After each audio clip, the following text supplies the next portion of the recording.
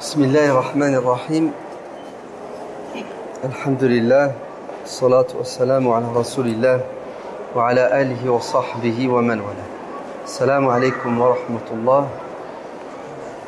ربنا هب لنا من أزواجنا وذرياتنا قرة أعين واجعلنا للمتقين إماما. Et Dieu dit dans la sourate Ibrahim Rabbi ij'alni muqimi s-salata wa min dhurriyyati Rabbana wa taqabbal du'a'i. Transmettre les valeurs aujourd'hui dans sa petite famille, c'est presque... Alors, je dis ce que je pense ou je dis ce que vous voulez entendre? La vérité, elle est relative. C'est ma vérité. C'est presque du domaine de l'impossible. Eh oui. Parce que pour transmettre des valeurs, il faut que vous ayez en face de vous des enfants, des adolescents, bref, un être humain qui est prêt à vous écouter, à vous entendre, ou même pas, qui est disposé à vous écouter, à vous entendre. Et la réalité est amère aujourd'hui. Un peu plus. Parce que qu'est-ce qu'on a en face de nous aujourd'hui? On a des enfants victimes. Victimes de quoi? Victimes de notre technologie. Ainsi, on a été devancé par les réseaux sociaux qui transmettent aujourd'hui des valeurs à nos enfants. Et nos enfants passent plus de temps dans les réseaux sociaux qu'à côté de leurs parents pour s'imprégner, pour recevoir ces valeurs. C'est catastrophique.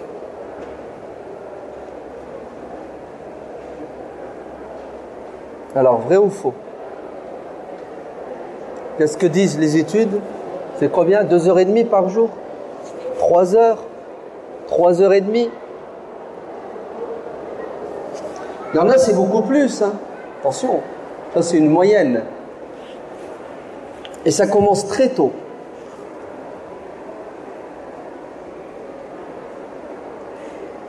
Que faire? Nos enfants sont imperméables.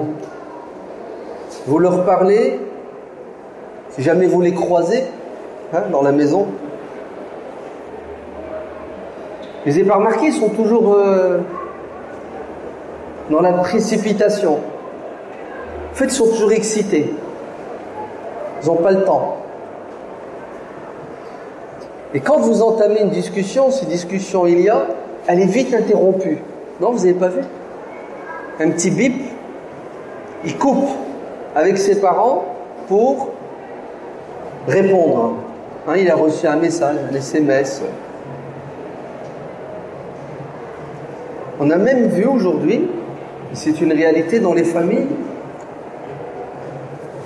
autour de la table, assis, c'est le repas, un moment fort apparemment, et chacun a son portable. Et le pire, c'est que les parents eux-mêmes ont le portable à table. Quel modèle et quel exemple. En fait, ils sont là sans être là. C'est même à se demander est-ce que ce sont encore nos enfants. C'est un kidnapping. Facebook, Twitter et tous les autres nous ont pris nos enfants. Non, c'est pas vrai. On a pris nos enfants, on les a offerts sur un plateau. Ouais, à YouTube, à Facebook. Puisque vous êtes bien d'accord que c'est nous qui leur avons donné la tablette et le portable. Ils n'ont pas acheté avec l'argent qu'ils ont gagné, la sueur de leur front. Le travail des enfants est interdit. Alors, on veut transmettre des valeurs à nos enfants, alors que nos enfants sont absents. En bon français, cause toujours, ça ne sert à rien du tout. Parce que le peu de temps où tu vas lui parler, il n'est même pas, le pauvre, psychologiquement, apte à t'écouter, à t'entendre.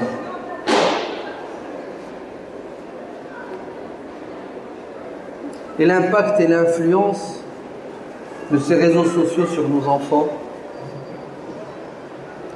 est beaucoup plus important et violent qu'on ne peut l'imaginer.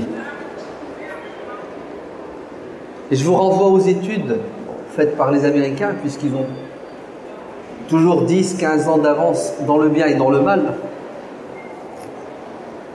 L'impact de ces réseaux sur les adolescents. Je sais ce que vous allez dire, tu es pessimiste, hein, tu vois le mal. Et alors, changement de société, la civilisation elle évolue.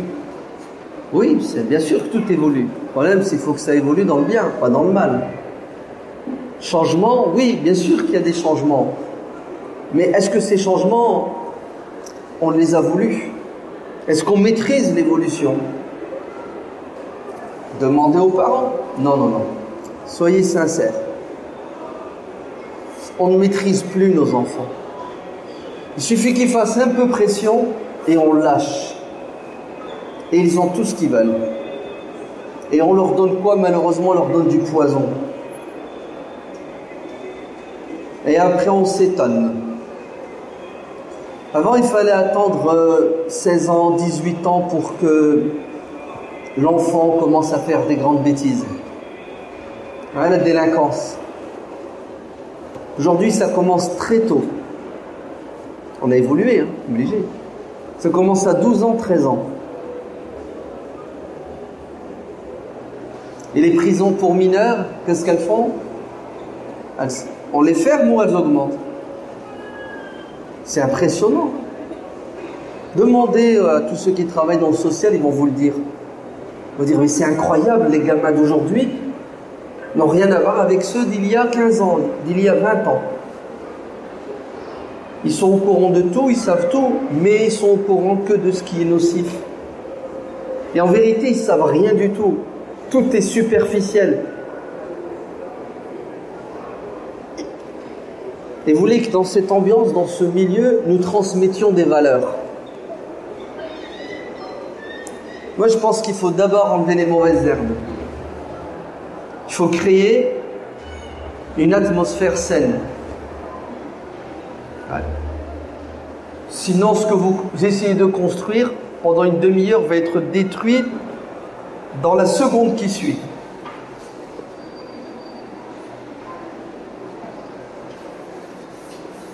Alors, vrai ou faux? Je délire ou c'est la réalité? Le pire, c'est qu'on n'en est même pas conscient, nous, parents et adultes. C'est pourquoi on n'en est pas conscient? Parce que nous aussi, on a été rattrapés. Puisque on ne peut pas s'empêcher de consulter notre téléphone. On est à la maison, qui parmi nous est prêt, quand il rentre, à mettre son téléphone en mode avion? Tu l'éteins, tu le jettes, tu l'oublies.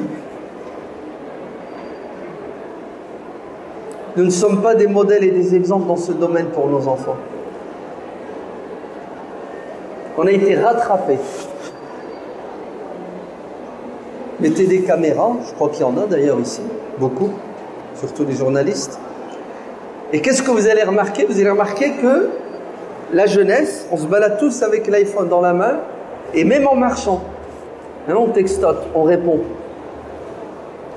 Et les enfants nous voient. Ils vont faire pire que nous. Vous allez me dire, ouais, mais attends, il faut quand même vivre son époque. Non, il ne faut pas vivre son époque, c'est faux. Il faut que je décide de mon bien-être. C'est moi qui dois définir le bonheur, pas les autres. Parce que si vous attendez que les autres décident pour vous, vous allez virer votre iPhone dans 6 mois quand ils vont en sortir un pour être à la page, c'est ça? C'est le 6, on est au 6, l'iPhone 6. Et le 5, vous allez le donner à votre enfant. Vrai ou faux? Le 5, l'héritage. Ouais. Tiens mon fils, tiens ma fille. Moi j'ai le 6, toi tu as le 5. Et ça se rapproche. Hein.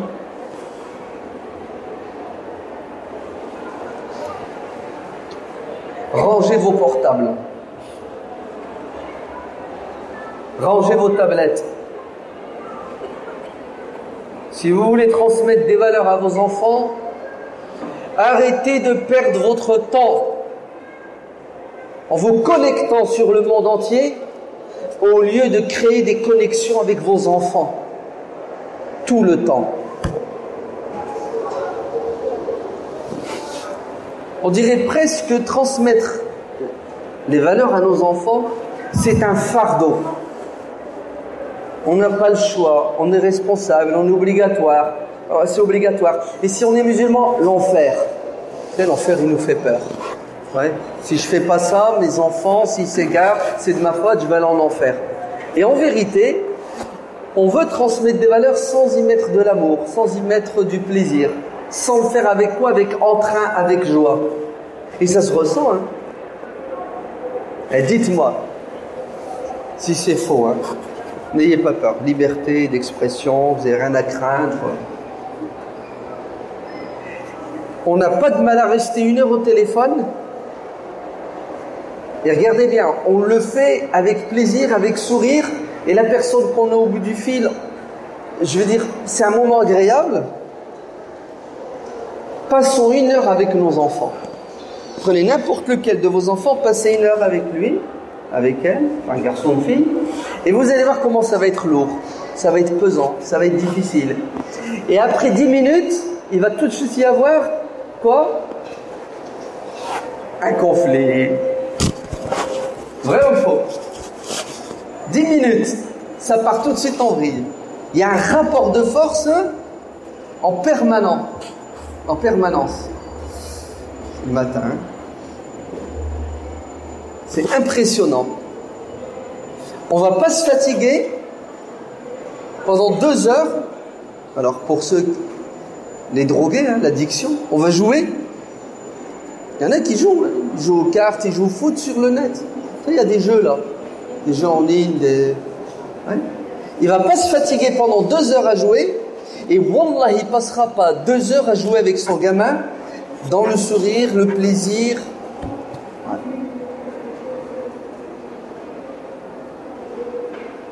Si vous voulez transmettre des valeurs à vos enfants, il faut que vous preniez conscience que il y a des interférences, il y a des ondes négatives qui brouillent les pistes, si bien que la connexion avec vos enfants est nulle. Donc il faut revoir notre mode de vie, tout simplement. Internet a pris trop de place dans notre vie. Si bien qu'il n'y a plus de vie de famille.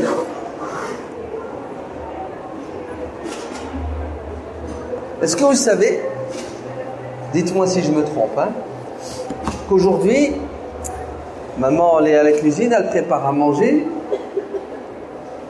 elle va appeler les enfants pour manger, il a 15 ans et il répond pas. J'ai pas faim, plus tard. Et vous savez pourquoi il répond pas? Parce que il veut finir son jeu, il est en communication.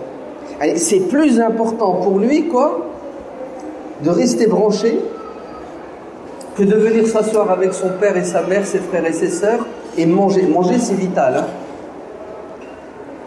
Et il va descendre 1 heure plus tard, il va aller dans le frigo, il va se servir, vite fait, mal fait. pour repartir à nouveau dans son monde virtuel. Vrai ou faux, les mamans?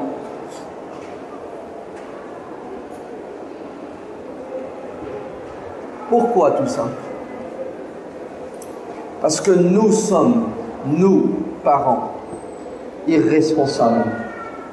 On n'arrive pas à nous imaginer les conséquences et les dangers de certains de nos comportements. Et pour nous, c'est pas grave, c'est pas méchant. Wallah, parfois, quand je vois des gosses qui ont 3 ans, qui prennent l'iPhone de leur père et qui l'allument. C'est pas très compliqué aujourd'hui, hein? Quoi? Il y a un code. Le gosse, il connaît, il fait un Z, il sait. 3 ans, j'ai vu ça de mes yeux. Il l'allume, et vous savez ce qu'il fait? Il se balade. Il se balade. Le pire, c'est pas ça. C'est que le père, la maman sont contents. Parce qu'ils ont en face d'eux un génie de la technologie. Tu t'imagines, à 3 ans, il se balade. Qu'est-ce que ça va être à 7 ans? Vous savez ce que ça va être? Ça va être la pornographie. Ah oui, il va se balader, mais bien comme il faut. Il va voir ce que le cerveau d'un gosse ne peut pas accepter, ne peut pas supporter. C'est pour ça qu'ils sont déstabilisés. C'est pas moi qui dis ça, c'est les études. Entre 7 ans et 10 ans, ils ont vu, comme on dit, la jeb. C'est horrible, les images. Après, on s'étonne qu'il y ait des tournantes. Ouais. Ils ont 12 ans, ils font des tournantes. Hein? 12 ans. C'est normal, hein? Ils ont été à la bonne école. Alors, est-ce qu'on est prêt à nous libérer de cet esclavage qui s'appelle aujourd'hui les nouvelles technologies? Est-ce qu'on est prêt? Je doute. Je doute parce que on dirait qu'on a besoin de passer chez des spécialistes parce qu'on est drogué. Hein, c'est une addiction. C'est plus fort que nous. Si vous voulez transmettre des valeurs à vos enfants, il faut créer le contact avec vos enfants. Et si vous voulez créer le contact avec vos enfants, il faut gérer votre temps. Et si vous voulez gérer votre temps, il faut couper la communication avec le monde extérieur. Et vous concentrer sur votre famille. Car le monde extérieur ne vaut pas 1 minute de bonheur avec vos enfants, avec votre épouse, avec votre mari. Le monde extérieur ne vous consolera pas le jour où vous allez découvrir que votre enfant est un monstre. Personne ne pourra vous sauver, vous aider. Toutes les personnes à qui vous avez donné des heures, des mois et des années, ne vous seront d'aucun secours. Et là, vous allez prendre une décision. Je me suis trompé. Vous allez essayer de rectifier le tir, mais c'est trop tard. Chasse le naturel, il revient au galop. Donc les valeurs, c'est maintenant. Vos enfants sont petits. Vous en avez même peut-être pas encore pour certains, publics et jeunes. Ma main coupée, vous voulez tous fonder une famille, c'est bien. Vous voulez vous marier, c'est super. Je vous encourage, faites vite. Mais il faut réviser vos leçons. Ouais. Il faut réviser vos leçons.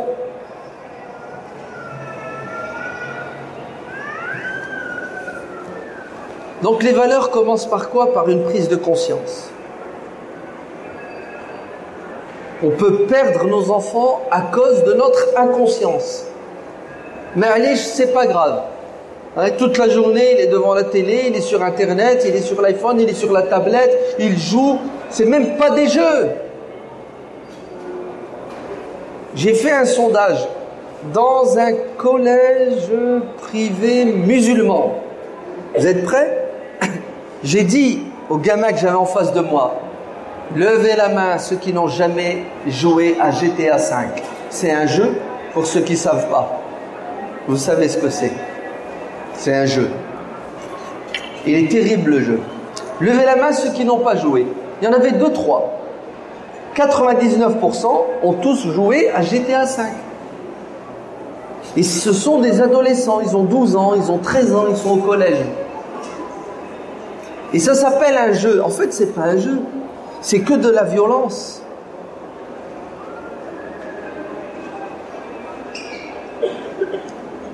Alors, collège privé musulman, donc apparemment ce sont des parents qui ont le souci de l'éducation intellectuelle, éthique, spirituelle de leurs enfants. Ils mettent de l'argent tous les mois, c'est pas gratuit. Et en vérité, leurs gosses à la maison, regardez ce qu'ils font, ils jouent à GTA 5. Et pour se donner bonne conscience, on va les mettre dans une école privée musulmane. Seigneur, tiens, l'inscription elle est là, le bulletin il est là. En fait, c'est... On se trompe? Non. On se ment. On ne veut pas assumer comme il faut notre responsabilité. Pourquoi? On est inconscient du danger, c'est pas grave, ça n'arrive qu'aux autres, c'est rien. On ne veut pas lire et étudier, tirer de leçons de ce qui arrive aux autres, malheureusement. Et deuxièmement, on ne veut pas faire les choses avec amour. Demandez aux mamans, elles vont vous le dire. Papa, il rentre le soir du boulot, il est fatigué, ce qui est normal, heureusement, il a travaillé. Et quand elle l'appelle au secours pour un petit coup de main, les devoirs des enfants, faut parler avec eux, etc., il rechigne. Il répond pas tout de suite. Alors que normalement, il devrait le faire sans qu'on lui dise. Il y a le premier poste de jour à l'extérieur, et tu rentres à la maison, il y a la suite. Ok? Et une fois que la pression marche, donc l'épouse, la maman, elle a fait assez de pression, le mec, il obtempère, il se met debout, et il fait quoi à votre avis? Il vide ses nerfs sur les gosses. 1 minute, 2 minutes, et ça part en vrille. Ça crie, ça hurle, ça frappe. Et la mère, elle vient, et qu'est-ce qu'elle fait? Elle dit, laisse tomber, laisse, allez, va-t'en, retourne dans ton sdalé, rebranche-toi sur l'extérieur. Vous entendez? Connecte-toi, Al Jazeera ou Canal+, va-t'en. C'est fort quand même. Et elle essaie de reprendre les choses en main, elle est vite dépassée elle aussi, à un moment donné, elle n'y arrive plus. Après, les enfants sont livrés à 100% à eux-mêmes.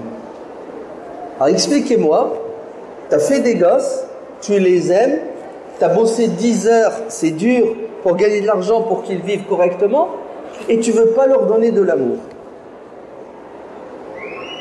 On dirait que c'est plus facile de donner du matériel que de donner de l'affectif. Comment tu veux que tes enfants adhèrent à tes valeurs? Les épouses, alors que c'est pas qu'il n'y a pas de transmission. On fait tous le maximum pour essayer de transmettre le minimum. Vous êtes d'accord? Mais on le fait pas avec amour. En fait, ces valeurs, vous savez qu'est-ce qu'elles deviennent pour les enfants? Elles deviennent un cauchemar. Exemple à l'appui. Demandez aux gosses, ils vont dire la prière. Oh là là, pitié. Est-ce qu'ils en ont souffert? Ah oui. Ils ont souffert. Regardez certains parents, quand ils veulent que leurs enfants prient, comment est-ce qu'ils s'y prennent? Moi j'ai vu à la mosquée le père qui ramène, on est content, il est venu avec ses gosses. Un gosse qui a 5 ans, dites-moi, billahi alaykoum, si il reste pas en place pendant la prière, c'est normal. J'ai même envie de vous dire, à 5 ans, il ne fait pas la prière, c'est un enfant. Est-ce que vous savez qu'une fois la prière terminée, il s'est pris une raclée en public devant tout le monde, l'enfant? Et tu veux que cet enfant grandisse dans la spiritualité, le contact avec Dieu? Allah qui va détester Dieu, son prophète et tout ce qui va avec. Et c'est vrai, hein, beaucoup d'enfants, à un moment donné, qu'est-ce qu'ils ont fait? Ils se sont rebellés contre les valeurs spirituelles. Pourquoi? Parce qu'elles n'ont pas été transmises avec amour. Et si un enfant ressent bien quelque chose, dites-moi c'est quoi? Ah, c'est l'amour. Il le sent, un enfant, quand tu l'aimes, quand tu l'aimes pas. Et quand tu lui donnes de l'amour, eh ben, tu fais passer à travers l'amour tout ce que tu veux. Et c'est vrai, quand on aime quelqu'un, on compte pas. Hein, on lui fait plaisir. C'est tout, il y a une fusion. Donc si vous voulez que les valeurs soient acceptées, que vos enfants les intègrent, vous avez intérêt de faire les choses avec amour, avec plaisir. On ne devrait pas rechigner à être au service de nos enfants. Au contraire, on doit donner sans compter parce que c'est le plus beau des investissements. C'est un hadith faible, si ma mémoire est bonne, qui dit « Le meilleur des héritages, c'est une bonne éducation ». La meilleure des choses que vous pouvez léguer à vos enfants, c'est qu'ils soient bien éduqués. Donc il faut prendre conscience. Deuxièmement, il faut faire les choses avec amour. Troisièmement, ces valeurs, vos enfants ne les feront pas les leurs si vous n'êtes pas des modèles et des exemples. Et ça, c'est une vérité. L'enfant est beaucoup plus influencé et impacté par le comportement, l'être, que par les paroles et les discours. D'ailleurs, à un moment donné, vous n'avez pas remarqué, quand les enfants grandissent, ils en ont marre de vous entendre, de vous écouter, sont fatigués, ça les énerve. D'ailleurs, qu'est-ce qu'ils nous disent? Oh, j'en ai marre, tu répètes toujours les mêmes choses. Ils fuient. Et nous, on a tendance à parler plus qu'il ne faut. C'est pour cela le verset qui a été récité au début, c'est une invocation qui nous incite justement à être un modèle et un exemple, puisque on demande à Dieu que nos épouses, notre progéniture soit la prunelle de nos yeux, source de bonheur, de plaisir, et en même temps, on demande à Dieu que nous soyons pour nos femmes et nos enfants des modèles et des exemples, des guides. En vérité, les deux vont de pair. Il y a une dimension spirituelle qui est nécessaire et qui est fondamentale et importante. Il y a une dimension éthique. Faites ce que vous voulez que vos enfants fassent. Et vous verrez que vous n'aurez pas à parler longtemps pour qu'ils le fassent. Ne trahissez pas les valeurs que vous voulez transmettre à vos enfants. À cause de quoi? À cause de contradictions. Il faut s'arrêter. C'est l'heure? Non. Quelles sont donc ces valeurs qu'il faut transmettre à ces enfants? Vous avez parlé de valeurs spirituelles, éthiques et morales. À mon avis, s'il y a une chose qui est fondamentale qu'il faut transmettre à nos enfants, c'est de la matière grise. Faites tout pour que vos enfants soient intelligents. Car celui qui ne réfléchit pas, celui qui n'a pas un esprit critique, même si, à un moment donné, il va épouser certaines des valeurs, bah, sachez qu'il est dans le mimétisme, c'est-à-dire qu'il copie bêtement. Et ces valeurs ne résisteront pas à la pression. La preuve. Combien de ont été déçus? Ils ont fait le maximum à la maison, parfois pas comme il faut. Tous les samedis, dimanches, ils déposent les enfants à l'école, c'est ça? L'école coranique, vous l'appelez comme vous voulez. Carrément l'école privée. Et quand le gosse arrive à l'âge de la puberté, 14-15 ans, il enlève cette carapace. Tout ce que vous lui avez enseigné, toutes les valeurs qu'il était censé avoir intégrées, sont jetées à la poubelle. Et c'est la rébellion. Et il y a des parents qui sont abattus. Ils disent, je comprends pas, j'ai tout fait. Et maintenant,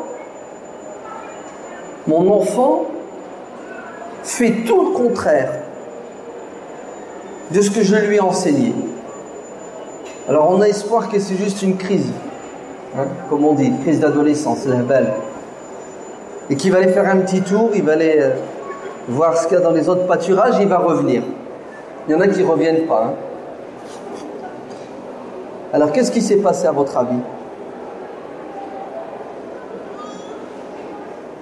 La première des raisons, c'est que ces valeurs, en fait, l'enfant ne les a pas intégrées au niveau rationnel, au niveau intellectuel. Il n'y a pas de conviction. Beaucoup de nos enfants font,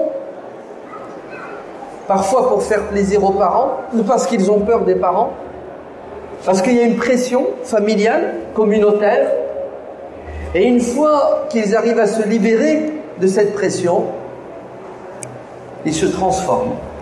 Non, en fait, c'est le naturel qui reprend le dessus. Parce que ces valeurs, ils ne les ont pas assimilées, ils ne les ont pas comprises, il n'y a pas eu, malheureusement, une formation intellectuelle à la hauteur. Et ça, c'est dû, entre autres, à l'enseignement. Vous allez dans nos mosquées, c'est du par cœur. Vous n'avez pas remarqué?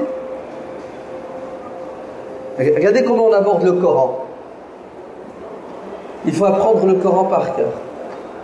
Waouh, mon fils, il connaît 2 hizb. Il en connaît 10. Et on est content.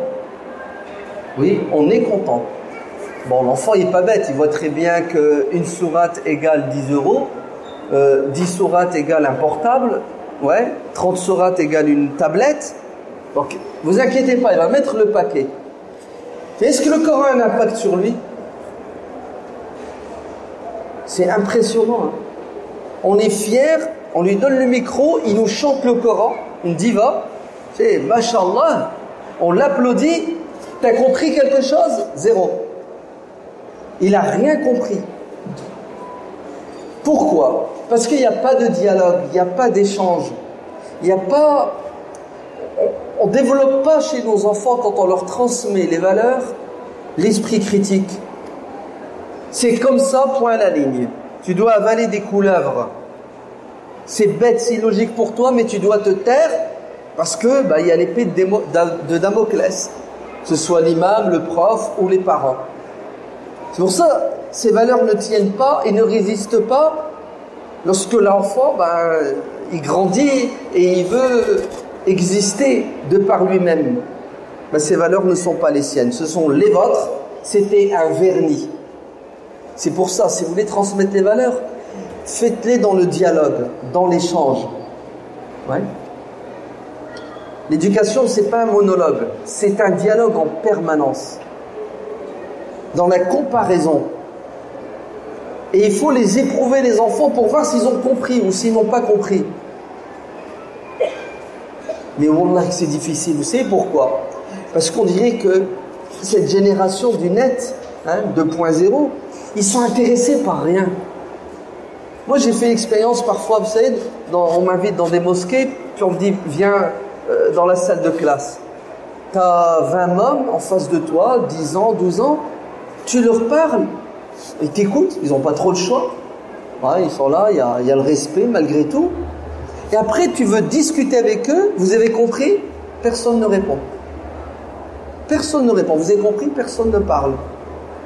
T'en prends un, réponds-moi, t'as compris? Oui. T'as compris quoi? Je sais pas. Vous savez ce que ça veut dire ça? Ça veut dire qu'il y a une faiblesse au niveau sa personnalité, au niveau de son niveau intellectuel. Et c'est ce qui se passe. On apprend par cœur, on répond aux questions pour avoir une bonne note. 2 heures après, reset. Effacé. Ils ont l'habitude d'effacer. Ils effacent. Tu le secoues un peu pour voir est-ce qu'il y a quelque chose de profond au niveau rationnel. Il n'y a rien du tout. Les connaissances n'existent même plus.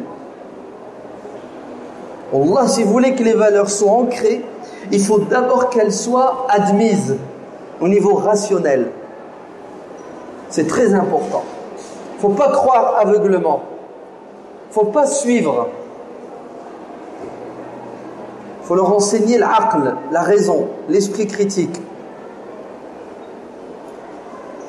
Si vous voulez que les valeurs, la valeur la plus importante, donc c'était celle-ci. La deuxième, c'est la morale, l'éthique, les bonnes mœurs. Il faut que les enfants, dès le plus jeune âge, le plus tôt possible, les intègrent. Ouais. Parce que rien de plus dur, si ce n'est que de prendre quelqu'un qui, entre 2 ans et 6 ans et 8 ans, a été livré à lui-même, le pauvre. Il n'a aucune limite, il n'a reçu aucune valeur. Et après, vous venez, vous lui mettez des limites. Un enfant pète les plombs. Il ne comprend pas pourquoi vous lui dites ne mets pas les pieds sur la table. Il ne comprend pas pourquoi vous lui dites il ne faut pas cracher par terre. Il l'a toujours fait en toute impunité, personne ne lui a dit que c'était pas bien. En fait, une fois que l'enfant a pris des habitudes, allez lui retirer. C'est pour cela, écoutez bien, la morale, l'éthique, c'est une urgence. Il ne faut pas rater un moment. Il faut tout de suite les inculquer. Si bien que l'enfant va grandir, et ça sera normal et naturel chez lui de bien se comporter, le respect, la manière de parler, de s'habiller, etc. La troisième valeur, vous avez vu, elle est venue en troisième position, c'est les valeurs spirituelles. Oui. Ah oui, moi je préfère un musulman intelligent,